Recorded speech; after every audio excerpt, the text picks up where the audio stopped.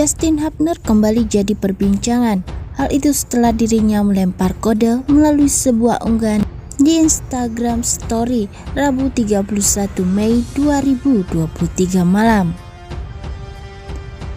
Justin merupakan pemain keturunan berdarah Belanda Indonesia yang batal dinaturalisasi PSSI pasca dicabutnya status Indonesia sebagai tuan rumah Piala Dunia U20 2023. PSSI saat itu mengklaim Justin meminta sesuatu yang tak bisa mereka sanggupi dalam proses merampungkan naturalisasi sebagai warga negara Indonesia. Alhasil dari 3 pemain keturunan yang diproyeksi untuk memperkuat timnas Indonesia U20, Justin jadi satu-satunya yang batal dinaturalisasi. Sementara 2 rekannya yakni Rafael Struijk dan Ivar Jenner sudah sah dinaturalisasi pada pekan lalu dan bahkan langsung dipanggil Sinteyong untuk mengikuti training camp bersama timnas senior.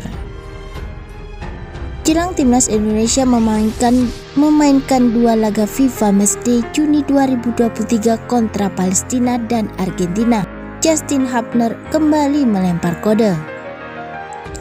Dia mengunggah ulang foto ketika dirinya beraksi dengan seragam timnas Indonesia sambil menyematkan emotikon 2 telapak tangan menempel yang meski artinya aslinya adalah tos, tapi kerap diasosiasikan sebagai gestur meminta maaf. Tidak diketahui apa maksud Justin Hubner mengunggah foto tersebut. Pasalnya proses naturalisasinya sudah dibatalkan dan dirinya pun sedang fokus meniti karir di Inggris bersama Wolverhampton Wanderers U21. Sebelum batal dinaturalisasi PSSI, Justin sejatinya sudah menunjukkan isyarat enggan memperkuat timnas Indonesia.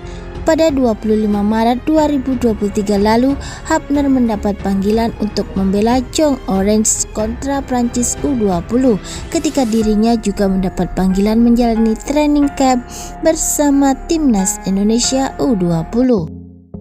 Hubner pada akhirnya memilih Belanda U20 dan sukses membantu timnya menang 2-1 atas Les Blues.